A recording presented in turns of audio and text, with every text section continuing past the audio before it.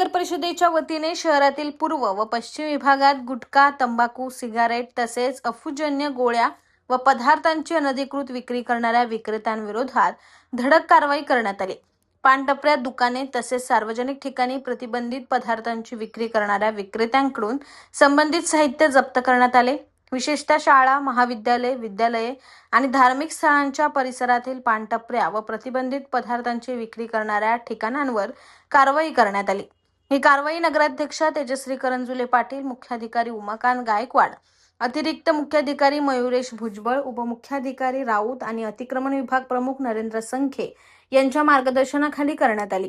कारवाई दरम्यान MSF कर्मचारी तसेच पोलीस विभागाचे सहकार्य घेण्यात आले। विद्यार्थी आणि नागरिकांना व्यसनाधीनतेपासून दूर ठेवणे तसेच शहरातील सार्वजनिक आरोग्य आणि सुरक्षितता अबाधित राखणे हा या कारवाईचा मुख्य उद्देश असल्याचे नगर परिषद प्रशासनाकडून सांगण्यात आले।